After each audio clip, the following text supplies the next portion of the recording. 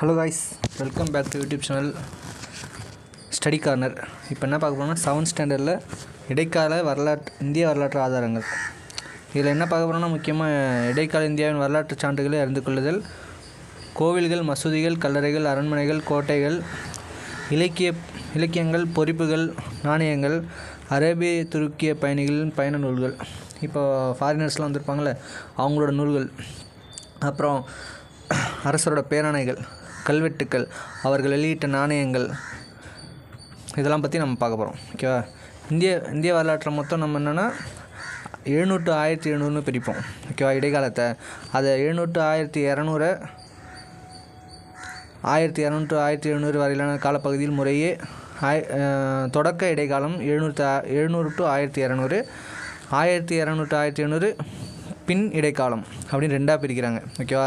ஆனால் 700 to 1700 தான் இடைக்காலம்.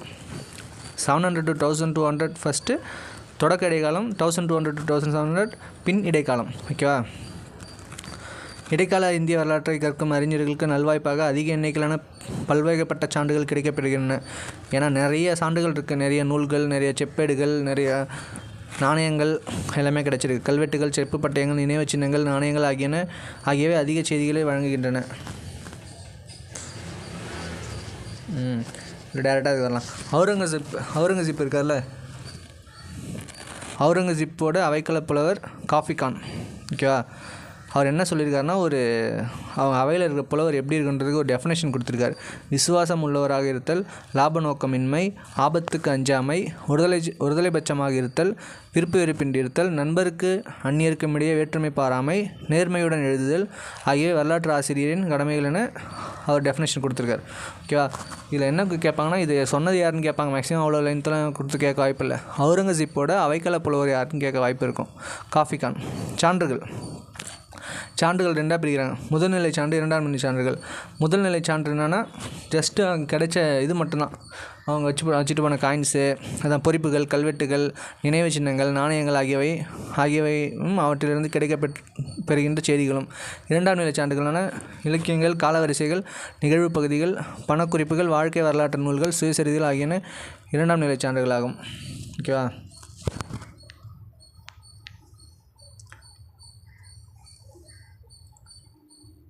Next பொறிப்புகள். 13ஆம் நூற்றாண்டு முதலாக இஸ்லாமிய பாரசீக நடைமுறைகளின் காரணமாகவும் செப்பு பட்டைகளின் விலை அதிகமாக இருந்ததன் விளைவுகளாகவும் அவற்றுக்கு மாற்றாக குறைந்த செலவிலான பனையோலைகளும் காகிதமும் பயன்பாட்டுக்கு வந்தன. என்னென்னா ஒரு ஸ்டேஜுக்கு மேலே எல்லாருமே இதை யூஸ் பண்ண ஆரம்பித்தாங்க. இதோட ரேட்லாம் ரொம்ப அதிகமாகிட்டு, இந்த செப்பு பட்டையும் அதெல்லாம். அதனால் என்ன பண்ண ஆரம்பிச்சிட்டாங்க, பனையோலை பேப்பருக்கு மாறிட்டாங்க. அதான் சொல்கிறாங்க. இது நம்ம புக் பேக்கில் இருக்குது அந்த கொஷின். ஓகே. பிற்கால சோழர்கள் 10 முதல் 13ஆம் நூற்றாண்டு வரை வெளியிடப்பட்ட பல செப்பு பட்டய கொடை ஆவணங்களில் இந்து, பௌத்த அல்லது சமண சமயத்தை சேர்ந்த தனிப்பட்ட குருமார்களுக்கோ, துறவிகளுக்கோ அல்லது புகழ்பெற்ற மனிதர்களுக்கோ வழங்கப்பட்ட கொடைகள் பதிவு செய்யப்பட்டுள்ளன. ஓகேவா? சோழர் காலத்தில் இருந்திருக்குன்னு சொல்கிறாங்க. அதுக்கு எக்ஸாம்பிள் என்னென்னா, முதலாம் ராஜேந்திர சோழனின் திருவேலங்காட்டு செப்பேடு, சுந்தர சோழனின் அன்பில் செப்பேடு. ஓகேவா? முதலாம் ராஜேந்திர சோழன் திருவேலங்காட்டு செப்பேடு, சுந்தர சோழனின் அன்பில் செப்பேடு. இப்போ முதலாம் ராஜேந்திர சோழன் யார்? ராஜேந்திர சோழன் திருவேலங்காட்டு செப்பேடு. ஓகேவா? நெக்ஸ்ட்டு சோழர் பீரியடில் கொடுத்த நிலத்துக்கான ஒரு இது கொடுத்துருக்காங்க. வேளாண் வகை. பிராமணர் அல்லாதோர் உடையவர்களுக்கான சொந்த நிலங்கள். வேளாண் யார் செய்வாங்க? பிராமணர்கள் கண்டிப்பாக செய்ய மாட்டாங்க. ஓகேவா? அதனால் பிராமணர் அல்லாதோன்னு ஈஸியாக ஞாபகம் வச்சுக்கலாம். பிரம்மதேயம். பிரம்மனா பிராமணர்கள் தான். ஓகேவா? பிராமணர்கள் கொடையாக வழங்கப்பட்ட நிலங்கள். சாலபோகம். கல்வி சாலைன்னு சொல்லுவோம்ல, அந்த காலத்தில் கல்வி சாலை. ஓகேவா? கல்வி நிலையங்களுக்காக பராமரிப்பதற்காக வழங்கப்பட்ட நிலங்கள். தேவதானம். தேவன்னா கடவுள் தான். கோவில்களுக்கு நன்கொடையாக வழங்கப்பட்ட நிலங்கள். பள்ளிச்சந்தம். சமண பள்ளிகள். இப்போ சமணத்தில் இருக்கிறவங்களுக்குலாம் அதோட ஸ்கூல் பேர் என்னென்னா பள்ளிகள். சமய நிறுவனங்களுக்காக கொடையாக அளிக்கப்பட்ட நிலையங்கள். இதில் என்னென்னா கோயில்களுக்கு கொடையாக வழங்கப்பட்ட நிலங்கள் என்னென்னு புக் பேக்கில் கேட்டு வச்சுருக்காங்க. ஓகேவா? புக் பேக்கும் பார்ப்போம், இருந்தாலும் ஒரு சில பாயிண்ட்டை ஸ்பெசிஃபிக்காக நோட் பண்ணிங்க. நினைவு சின்னங்கள். இப்போ ஒருத்தவங்க கோவில் கட்டியோ இல்லை அவங்களுக்கு மசூதி கட்டியோ ஏதோ ஒரு சில விஷயங்கள் நினைவு சின்னங்களை விட்டு போயிடறாங்க. கோயில்கள், அரண்மனைகள், மசூதிகள், கல்லறைகள், கோட்டைகள், கோபுரங்கள், ஸ்தூபிகள் ஆகிய கட்டடங்கள் நினைவு சின்னங்கள் எனும் வகையை சார்ந்தவையாகும். டெல்லி சுல்தானுகள். இதில் என்னென்ன முக்கியம்னு சொல்கிறாங்க. மத்திய பிரதேசத்தில் உள்ள கஜுராஹோ ராஜஸ்தான் மாநிலத்தில் உள்ள தில்வாரா அபுக்குன்றுகள், ஒடிசாவில் உள்ள கொனார்க் உள்ள கோவில்கள் ஆகியவை வட இந்தியாவில் சமயத்தை மையமாக கொண்ட பண்பாட்டின் பரிணாம வளர்ச்சியை புரிந்து கொள்ள சிறந்த சான்றுகளாகும். ஓகேவா. மத்திய பிரதேசில் உள்ள கஜுராஹோ, ராஜஸ்தானில் உள்ள தில்வாரா அபுக்குன்றுகள், ஒடிசாவில் உள்ள கொனார்க் கோவில்கள். ஓகேவா. நம்ம தமிழ்நாட்டில் பார்த்திங்கன்னா தஞ்சை பெரிய கோயில், பிரகதீஸ்வரர் கோயில், கங்கை கொண்ட சோழபுரம், தாராசுரம் ஐராதீஸ்வரர் கோயில் அப்படி சொல்லுவாங்க. ஓகேவா. இதில் தாராசுரம் மட்டும் தான் கொடுத்துருவாங்க. நீங்கள் ஃபுல் பேரையும் தெரிஞ்சு வச்சுக்கோங்க. தஞ்சை பெரிய கோயில் கட்டினது யார்? ராஜராஜ சோழன். எப்போ கட்டினார்? 1010. ஓகேவா. அதுலேருந்து 90 ஆண்டுகள் கழிச்சு 1100 உலகிலேயே பெரிய கோயிலான கம்போடியாவில் உள்ள ஒரு கோயில் கட்டியிருப்பார். அது யார் கட்டினா? அந்த கோயிலோட பேர் என்ன? ரெண்டும் கமெண்ட்டில் சொல்லுங்கள். ஓகேவா. 1100 கம்போடியாவில் இருக்குது. இவற்றை போலவே ஹம்பி என்ன? விஜயநகரோட தலைநகர். ஓகேவா. ஹம்பி என்ன? விஜயநகரோட தலைநகர். ஹம்பியில் உள்ள வித்தாலா விருப்பாட்ச கோவில்கள் விஜயநகர அரசுகளின் 15ஆம் நூற்றாண்டின் பங்களிப்பை பறைசாற்றுபவை. அடுத்தது அப்படியே வந்தீங்கன்னா நெக்ஸ்ட்டு கோத்துல் இஸ்லாம் மசூதி, மோதி மசூதி, ஜும்மா மசூதி, பதேபூர் சிக்ரி இவை அனைத்தும் டெல்லியிலும் அதற்கு அருகாமையில் அமைந்துள்ளன. சார்மினார் ஹைதராபாத்தில் ஆகியன இடைக்காலத்தைச் சேர்ந்த முக்கிய மசூதிகளாகும். சார்மினார் ஹைதராபாத், அப்போ குதுப் மினார் டெல்லி. இது ரெண்டும் கம்பேர் பண்ணி படிச்சுக்கோங்க. இந்த சார்மினார்ன்றது முன்னாடி ஒரு தடவை பிசியில் கேட்டிருக்காங்க. ஓகேவா. குதுப் மினார்னா டெல்லி, சார்மினார்னா ஹைதராபாத். நெக்ஸ்ட்டு ஆக்ரா கோட்டை, சித்தூர் கோட்டை, குவாலியர் கோட்டை, டெல்லி செங்கோட்டை, மேலும் தௌலதாபாத், அவுரங்கசீப், ஃபெரோஷா கொத்தளம் ஆகிய இடங்களிலும் கோட்டைகளும் வரலாற்று சான்றுகளும் உள்ளன. ராஜபுத்திரர்களுக்கு மேன்மை அடையாளங்களும் குதுப் மினார், அலைந்தர் வாஷா மற்றும் இல்துமிஷ் பால்பன் ஆகியோரின் கல்லறைகள் அனைத்து முகலாய அரசுகளின் கல்லறைகள் ஆகியன மதிப்புமிக்க சான்றுகளாகும். நாணயங்கள். ஓகேவா. இதில் நாணயங்கள் பார்க்கறது முன்னாடி ஃபஸ்ட்டு காமனாக ஒரு சில பாயிண்ட் சொல்கிறேன். ஓகேவா. ஃபாதர் ஆஃப் மாடர்ன் கரன்சி, நவீன நாணயத்தின் தந்தையார் ஷெர்ஷா வெளியிட்ட நாணயத்தோட பேர் ருபியா. அதோட வெயிட் எவ்வளோ? 178 கிராம்ஸ், 178 கிராம் வெள்ளி நாணயம். ஓகேவா. அடுத்து அடையாள நாணயத்தின் தந்தை முகமது பின் துக்ளக். முரண்பாடுகளின் மொத்த உருவம் சொல்லுவாங்களே, அவரோட காலத்தில் தான் இபின் பதுதா வந்திருப்பார், மொரோக்கோ நாட்டு பயணி. ஓகேவா. என்னென்னா அதான் அடையாள நாணயத்தின் தந்தையா. அடுத்தது வந்தோன்னா நெக்ஸ்ட்டு இதில் கொடுத்துருப்பாங்க ஜிடால் டங்கான்னு கொடுத்துருப்பாங்க. ஓகேவா. நெக்ஸ்ட்டு வந்தோன்னா நம்மளோட இப்போ ப்ரெசென்ட்டில் யூஸ் பண்ணுறீங்க அந்த நாணயம் இருக்குல்ல, அதை டிசைன் பண்ணவர் யார்? டி உதயகுமார். எப்போ அக்செப்ட் பண்ணாங்க? ஜூலை 15, 2010. சரி, ஓகே. இதுக்குள்ளே இருக்கிறத பார்க்கலாம். அது ஜஸ்ட் ஒரு நாணயங்களில் பொறிக்கப்பட்டுள்ள படங்களும் உருவங்களும் அரசர்களுடைய பெயர்கள், பட்டங்கள், அவர்களின் உருவப்படங்கள், நிகழ்வுகள், இடங்களின் ஓகே இதெல்லாம் அதில் பொறிக்கப்பட்டிருக்குன்னு சொல்கிறாங்க. நாணயங்களில் உள்ள உலோக கலவை பேரரசின் பொருளாதார நிலை குறித்து செய்திகளை வழங்குகின்றன. என்னென்னா அவங்க என்ன உலோகம் யூஸ் பண்ணிக்கிறாங்கன்றதை பொறுத்து அவங்க எக்கனாமிக்கலாக எப்படி இருந்திருக்காங்கன்னு சொல்கிறாங்க. தங்க நாணயங்கள் யூஸ் பண்ணியிருந்தாங்கன்னா ரொம்ப எக்கனாமிக்காக வெல்த்தாக இருந்திருக்காங்க.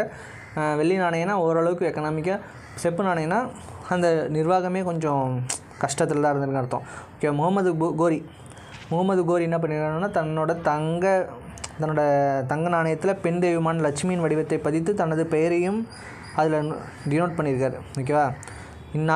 இந்நாணயம் இந்த தொடக்க கால துருக்கிய படையெடுப்பு மத விஷயங்களில் தாராளத்தன்மையுடன் நடந்து கொண்டன என்பதற்கான அனைத்து சாத்தியக்கூறுகளையும் உணர்த்துகிறது. ஏன்னா அவங்களும் முஸ்லீம், ஆனால் அவர் நம்ம லட்சுமி தெய்வத்துக்கு இம்பார்ட்டன்ஸ் கொடுத்துருக்காருன்னு சொல்கிறாங்க.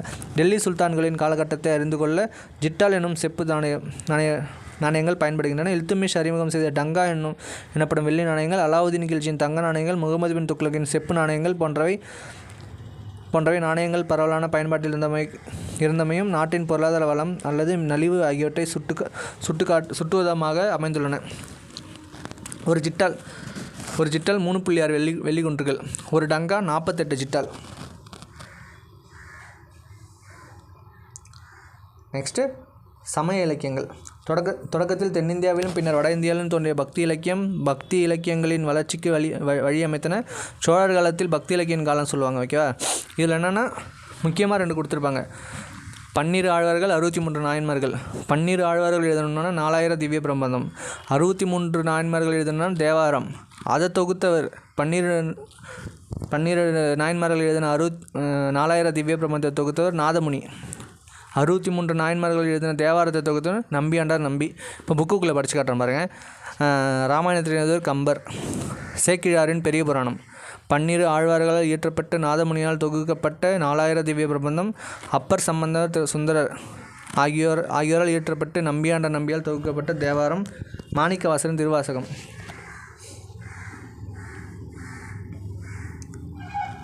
சோழகால பக்தி இலக்கியங்களாகும். ஜெயதேவரின் கீதா கோவிந்தம் 12ஆம் நூற்றாண்டு தென்னிந்திய பக்தி இலக்கிய மரபின் தொடர்ச்சியாகும். ஓகேவா? ஜெயதேவரோட கீதா கோவிந்தம் 15ஆம் நூற்றாண்டைச் சேர்ந்த இறைநிலை உணர்வு பெற்ற கவிஞரான கபீர்தாஸ் பக்தி இலக்கியத்தால் கவரப்பெற்றவர். சமய சார்பற்ற இலக்கியங்கள். இதெல்லாம் சமயத்தை சார்ந்ததா? சமய சார்பற்ற இலக்கியங்கள் நமக்கு கிடச்சிருக்கு. கங்காதேவியால் இயற்றப்பட்ட மதுரா விஜயம். கிருஷ்ணதேவராயன் அமுக்த மல்யுதா. ஓகேவா? இது என்னென்னா கங்காதேவியால் இயற்றப்பட்ட மதுரா விஜயம். இவர் என்னென்னா அவங்களோட ஹஸ்பண்ட் அங்கே மதுரையில் சுல்தானேட்டுக்கு முடிவு கட்டியிருப்பார். மதுரை சுல்தானேட்டுக்கு. ஓகேவா? அதை பற்றினது அவங்க எழுதியிருப்பாங்க. கங்காதேவியில் எழுதப்பட்ட மதுரா விஜயம். கிருஷ்ணதேவராயர் 2 புக்கு எழுதியிருப்பார். அமுக்த மல்யுதா, ஜாம்பவதி கல்யாணம். அமுக்த மல்யுதா ஒரு தெலுங்கு நூல், ஜாம்பவதி கல்யாணம் ஒரு சமஸ்கிருத நூல். ஓகேவா? நெக்ஸ்ட் என்னென்னா பிருத்திவிராஜ ராசோ எழுதினது யாரா? சந்த் பாரதி. ஓகேவா? பிருத்திவிராஜ ராசோ ராஜபுத்திர அரசுகளின் மனத்துணிச்சலை படம் பிடித்து காட்டுகிறது. இஸ்லாமுக்கு முந்தைய காலம் குறித்து உள்ள ஒரே சான்று கல்ஹனரின் ராஜதரங்கனி. ஓகேவா? ஏன்னா இஸ்லாம் 12ஆம் நூற்றாண்டுக்கு அப்புறம் வராங்களே, அதுக்கு முன்னாடி இருக்க ஒரே ஒரு சான்றுனான கல்ஹனரின் ராஜதரங்கினி. அப்போவே புக்ஸ்லாம் எழுதி அது இவ்வளோ நாள் கழித்து நமக்கு கிடச்சிருக்குன்னா அது பெரிய விஷயந்தான். சுயசரிதைகள். அடிமை வம்சத்தை சேர்ந்த சுல்தான் நசுருதீன் மாமுதால் ஆதரிக்கப்பட்ட மின்கஜுல் சிராஜ் என்பவர் தபகத்-இ நஸ்ரி எனும் நூலை எழுதினார். இந்நூலின் சுருக்க உரை முகமது கோரியின் படையெடுப்பில் தொடங்கி கிபி 1260 வரையிலான நிகழ்வுகள் குறித்த செய்திகளை கூறுகின்றன. தன்னை ஆதரித்த சுல்தானின் பெயரையே இச்சுருக்க உரைக்கு மின்கஜுல் சிராஜ் என்று சூட்டினார். 13ஆம் நூற்றாண்டில் சுல்தான் இல்துமிஷின் இறுதி காலத்தில் இல்துமிஷ் இருக்கார்ல, குத்புதீன் ஐபக் அடுத்து வந்தவர், அவரோட இறுதி காலத்தில் ஹசன் நிஜாமி என்பவர் தாஜுல்மா அசீர் என்னும் நூலை எழுதினார். ஓகேவா? இல்துமிஷ் ஆதரிக்கப்பட்டவர்னா ஹசன் நிஜாமி, அவர் எழுதினா தாஜுல்மா அசீர். ஓகேவா? நிஜாமி எழுதினது அசீர். குத்புதீன் ஐபக் பற்றிய பல செய்திகளை இந்நூல் முன்வைக்கிறது. இந்நூலே சுல்தானிய வரலாற்றை கூறும் அரசின் இசைவு பெற்ற நூலாகும். முகமது பின் துக்ளக் அரசவையை சேர்ந்த ஜியாவுத் பரணி தாரிகி பெரோஷாகி என்னும் நூலை படைத்தார். இந்நூல் கியாசுதீன் பால்பன் மற்றும் பெரோஷா துக்ளக்கின் தொடக்க கால ஆட்சியை வரையிலான தில்லி சுல்தானின் வரலாற்றை விளக்குகிறது. பெரிட்ஷாவின் 16ஆம் நூற்றாண்டு தாரிகி பெரிட்ஷா இந்தியாவில் முகலாய ஆட்சியின் எழுச்சி குறித்து விவரிக்கிறது. இதில் இருக்கிற எல்லா புக்கையுமே நீங்கள் எழுதி படித்து தான் ஆகணும். ஓகேவா? முக்கியமாக பாக்ஸில் கொடுக்குறதுல ரொம்ப இம்பார்ட்டன்ஸ் கொடுத்து படிங்க. பட் இதுபோல் ரொம்ப உள்ளார டெப்த்தாக இருக்கிறத படிங்க, ஏன்னா கேட்க வாய்ப்பு இருக்கும். ஓகேவா? ஆனால் அது இந்த தபகத் தஜுக் தாரிக்கு அதுக்கு முன்னாடி பார்த்தோம்ல அவுரங்கசீப்போட அவைக்கல புலவர் யார், காஃபிக்கானு, அதெல்லாம் நீங்கள் தெளிவாக படித்து தான் ஆகணும். வாய்ப்பே இல்லை. நீங்கள் தனித்தனியாக எழுதி நோட்டு போட்டு எழுதி படிங்க. ஓகேவா? தபகத் தஜுக் தாரிக். இப்போ நார்மலாக நம்மளோட ஒரு ட்ரெஸ்ஸு கிழிஞ்சிச்சின்னா நாம் தானே தைப்போம். புரியுதுங்களா? சுயமாக தானே தைப்போம். சுயமாக கண்ணால் பார்த்து ஊக்கால தைப்போம். அப்படின்னா இது ஷார்ட்கட் மாதிரி. ஓகேவா? தஜுக் ஊக்கு, பாரசீக சொல் பார்க்குறோம், சுயசரிதை. தஜுக்குன்ற பாரசீக சொல்லுக்கு சுயசரிதைன்னு பேர். ஓகேவா? கண்ணால் சுயமாக பார்த்து ஊக்க வச்சு தைக்கிறோம். ஓகேவா? சுயம்னா சுயசரிதை, பார்த்துனா பாரசீகம், ஊக்குனா தஜுக். அது முடிஞ்சு போச்சா? நெக்ஸ்ட்டு தபகத் தாரிக். தபகத்னா நீங்கள் தான் உங்கள் தலைமுறைக்கு 100 ஆண்டுக்கும் உங்கள் வரலாற்றை பற்றி கற்றணும். ஆனால் அவங்க தட் மீன்ஸ் இது தப்பாக எடுத்துக்காதீங்க, ஷார்ட்கட்டு. அவங்க காரி துப்பிட்டு போயிடுவாங்க. ஓகேவா? நீங்கள் தான் உங்கள் தலைமுறைக்கு 100 ஆண்டுக்கும் உங்கள் வரலாற்றை பற்றி கற்றணும். அவங்க காரி துப்பிட்டு போயிடுவாங்க. தபகத் அரேபிய சொல். இது மட்டும்தான் பாரசீக சொல், மிச்சம் 2 அரேபிய சொல். தபகத்தும் தாரிக்கும் அரேபிய சொல். இதற்கு தலைமுறைகள் அல்லது நூற்றாண்டுகள் என்று பொருள். தாரிக் அரேபிய சொல், இதன் பொருள் வரலாறு என்பதன் பொருள்.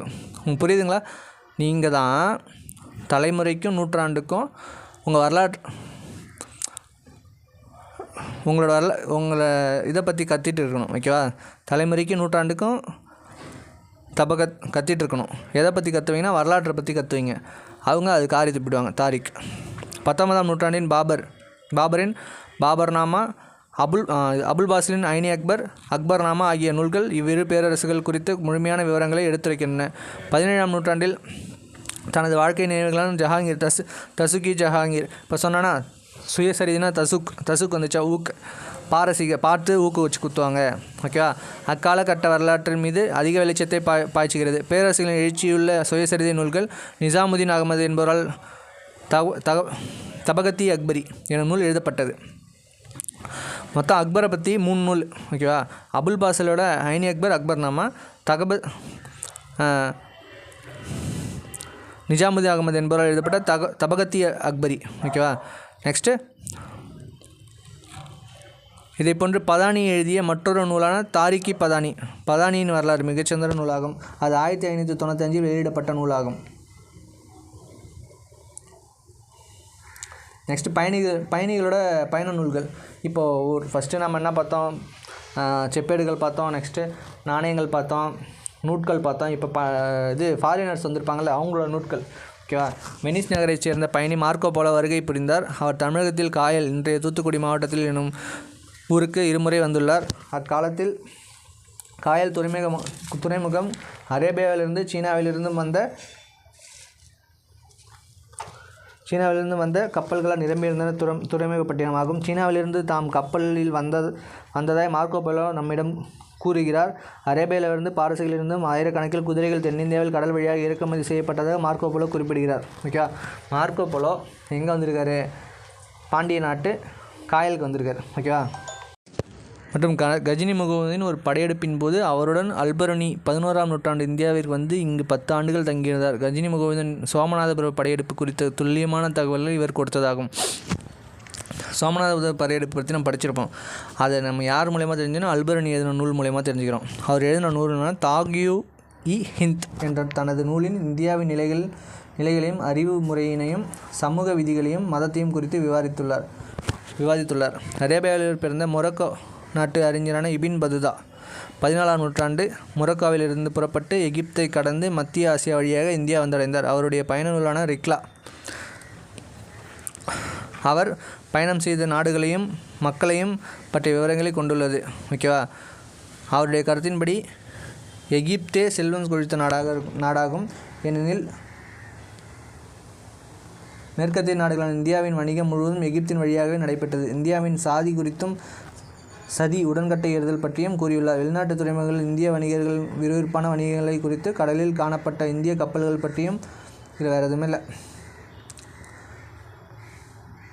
நெக்ஸ்ட்டு தென்னிந்தியாவில் பொறுத்தமட்டிலும் பல அயல்நாட்டு பயணிகள் விஜயநகர் வந்துள்ளனர். அவர்கள் விஜயநகர அரசை பற்றி முழுமையாக விவரங்களை எழுதி வைத்து சென்றுள்ளனர். நிக்கோலோ கொண்டி எனும் இத்தாலிய பயணி 1420 விஜயநகர் வந்தார். 1443 மத்திய ஆசியாவின் ஹிராட் நகரிலிருந்து மத்திய ஆசியாவின் மாபெரும் அரசரான செங்கிஸ்கான் அரசவை இருந்த இடம் அப்துல் ரசாக் விஜயநகருக்கு வந்தார். யார் வந்திருக்காங்க? நிக்கோலோ கண்டி, அப்துல் ரசாக். நிக்கோலோ கண்டி 1420. அப்துல் ரசாக் செங்கிஸ்கான் கிட்டேருந்து வந்தவர் யாருன்னா 1443. நெக்ஸ்ட்டு 1522. மொத்தம் மூணு வருஷம் விஜயநகரில் இருக்குது. 1420, 1443, 1522. ஓகேவா? 1420 நிக்கோலோ கண்டி இட்டாலிய நாட்டு பயணி. 1443 அப்துல் ரசாக் செங்கிஸ்கான் அங்கேருந்து வந்திருக்காரு. 1522 போர்த்துகீசிய பயணி டொமிங்கோ பயஸ் தாங்கள் கண்டவற்றை பதிவு செய்துள்ளன. அவை விஜயநகர பேரரசின் பெரும் சிறப்பை நாம் புரிந்து கொள்ள உதவுகின்றன. சுருக்கம்: கிபி 700 முதல் 1200 வரையிலான காலப்பகுதி தொடக்க இடைக்காலம் பின் இடைக்காலம். சான்றுகள் முதல்நிலை சான்றுகள், இரண்டாம் நிலை சான்றுகள் என 2 பிரிச்சமா. கற்கள், பாறைகள், கோவில்கள், சுவர்கள் ஆகியவற்றின் மீதுள்ள பொறிப்புகள் அரசு ஆவணங்களையும் அரசவை நிகழ்வுகளையும் கொண்டுள்ள செய்யப்பட்டுள்ளன. ஆகியவை தெளிவான சான்றுகள். தொடக்க இடைக்கால நினைவுச் சான்றுகளான முகலாய கால கோவில்கள், அரண்மனைகள், மசூதிகள், கோட்டைகள், ஸ்தூபிகள், கோபுரங்கள், கல்லறைகள் ஆகியவை கோடிட்டு கட்டப்பட்டுள்ளன. இல்துமிஷ், அலாவுதீன் கில்ஜி ஆகியோரின் நாணயங்கள், பிற்கால முஸ்லீம் அரசர்களின் செப்பு நாணயங்கள் ஆகியவை பற்றி விவாதிக்கப்பட்டுள்ளன. பக்தி இலக்கிய இயக்க சகாப்தத்தை நேர்த்தி சேர்ந்த பக்தி இலக்கியங்கள் குறிப்பிடப்பட்டுள்ளன. இடைக்கால அரசியல் சமூக பொருளாதார நிலைகள் குறித்து தகவல்களை வழங்கும் நூல்கள், வாழ்க்கை வரலாறுகள், சுயசரிதைகள் ஆகியன விவரிக்கப்பட்டுள்ளன. இதில் ஒன்றுமே இல்லை, நம்ம இப்போ பார்த்தலாம் டேரெக்டாக. டேஷ் என்பவை பாறைகள், கற்கள், கோவில்கள், சுவர்கள், உலோகங்கள் ஆகியவற்றின் கடினமான மேற்பரப்பின் மீது செதுக்கப்பட்ட வாசகங்களாகும். பொறிப்புகள் டி, டெல்டா ஆப்ஷன். ஓகேவா. கோவில்களுக்கு கொடையாக வழங்கப்பட்ட நிலங்கள் தேவதானம். டேஷ்களின் காலம் பக்தி இலக்கியங்களின் காலம் என சோழர்களின் காலம். இதெல்லாம் ரொம்ப தெரிஞ்ச கொஷின். முதல் டெல்லி சுல்தான் பற்றி தகவல்களை கூறும் நூல் தாஜுல்மா அசீர். தாஜுல்மா அசீர். ஓகேவா. தாஜுல்மா அசீர் அது யாருன்னா இல்துமிஷால் ஆதரிக்கப்பட்டவர் இருப்பார். அரேபியாவில் பிறந்து இந்தியாவிற்கு வந்த மொரோக்கோ நாட்டு பயணி இபின் பதுதா. அவர் எழுதின நூல் பேர் என்ன? ரிக்லா. அவர் யாரோட ஆட்சி காலத்தில் வந்திருப்பார்னா நம்ம தலைவர் முகமது பின் துக்ளக். முரண்பாடுகளின் மொத்த உருவம், அதான் அடையாள நாணயத்தின் தந்தை. டெல்லி டு தௌலதாபாத் தலைநகர் மாற்றுவார். ஓகேவா. டேஷ் கல்வெட்டு ஒரு பிரம்மதேய கிராமத்தின் நிர்வாகம் குறித்து விவரிக்கிறது. உத்திரமேரூர், காஞ்சிபுரத்தில் இருக்கிற உத்திரமேரூர் கல்வெட்டு. தன்னுடைய தங்க நாணயங்கள் மீது பெண் தெய்வமான லட்சுமியின் உருவத்தை பதித்து தன்னுடைய பெயரையும் பொறித்தவர் முகமது கோரி. ஒரு டேஷ் என்பது 3.6 வெள்ளி குன்றின் மணிகளை கொண்டிருக்கிறது. ஜிட்டால், அடிமை வம்சத்தை சேர்ந்த சுல்தான் நசுருதீன் மாமூல் ஆதரிக்கப்பட்டவர். மின்ஹஜுல் சிராஜ். மின்ஹஜுல் சிராஜ். நசுருதீன். நசுருதீன்னா நஸ்ரியா ஞாபகம் வச்சுங்க. சிராஜ்னா முகமது சிராஜ் ஞாபகம் வச்சுங்க. ஓகேவா. 1420 ஜெயநகருக்கு வருகை பிறந்த இத்தாலிய பயணி டோமிங்கோ நிக்கோலகொண்டி. நிக்கோலகொண்டி மொத்தம் 3 பேர் வந்திருப்பாங்க. 1420, 1443, 1522. 1420 வந்தவர் யாருன்னா நிக்கோலகொண்டி, இட்டாலியன் நாட்டு பயணி. 1443 வந்தவர் யாருன்னா அப்துல் ரசாக், செங்கிஸ்கான் அவரோட ஏரியாவில் வந்திருப்பார். 1522 வந்தவர் யாருன்னா போர்ச்சுகீஸ் பயணி டோமிங்கோ பயஸ். நெக்ஸ்ட்டு கஜுராஹோ மத்திய பிரதேஷ், கொனார்க் ஒடிசா, தில்வாரா ராஜஸ்தான், அபு குன்றுகள், விருபாக்சா ஹம்பி விஜயநகரோட தலைநகர். நெக்ஸ்ட்டு சரியா தவிர. பள்ளிச்சந்தம் என்பது சமண சமய நிறுவனங்களுக்கு கொடையாக வழங்கப்பட்ட நிலமாகும். கரெக்டு. நாணயங்களிலும் உலோகங்களிலும் கலவை பேரரசின் அரசியல் நிலை குறித்து தகவல்களை நமக்கு வழங்குகின்றன. ஆக்சுவலி அது என்னென்னா அதோட எக்கனாமிக் ஸ்டேட்டஸ் தான் சொல்லும். அரசியல் ஸ்டேட்டஸ் சொல்லுமான்னு என்னென்னு எனக்கு கிளியராக தெரியல. அது மட்டும் உங்களுக்கு யாராவது ஆன்சர் தெரிஞ்சால் சொல்லுங்கள். ஓகேவா. தாமிரத்தின் விலை அதிகமாக இருந்ததால் அரசு ஆணைகளையும் அரசவை நிகழ்வுகளையும் பதிவு செய்வதற்கு குறைந்த செலவிலான பனையோலைகளையும் காகிதமும் பயன்படுத்தப்பட்டன. கரெக்டு. டோமிங்கோ பயஸ் என்னும் போர்ச்சுகீச பயணி 1522 சோழ பேரவைக்கு வந்தார். ஃபுல்லாகவே தப்பு. ஓகேவா. 1522 வந்தவர் யாருன்னா டோமிங்கோ பயஸ் தான் போர்ச்சுகீச பயணி. ஆனால் இங்கே போயிருப்பார், காயலுக்கு விஜயநகருக்கு போயிருப்பார். சோழ போயிருக்க மாட்டார். ஓகேவா.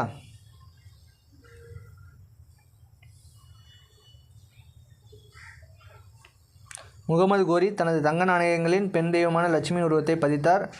இத்துருக்கிய படையெடுப்பாளர் மத விஷயங்களில் தாராள மனப்பான்மை கொண்டவராயிருந்தார். காரணம் கூற்றுக்கான சரியான விளக்கமே. ஓகேவா. ரெண்டுமே கரெக்டு தான். காரணம் கூற்றுக்கான சரியான ஏ ஆப்ஷன்.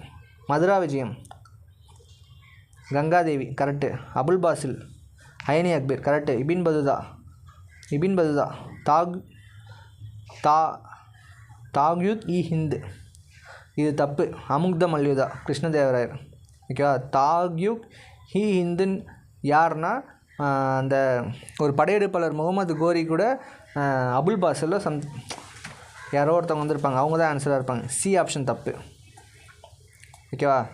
நெக்ஸ்ட் வீடியோவில் நெக்ஸ்ட் லெசன் பார்க்கலாம். வீடியோ பிடிச்சிருந்தா லைக் பண்ணுங்கள், சப்ஸ்கிரைப் பண்ணுங்கள், ஷேர் பண்ண மறந்துடாதீங்க.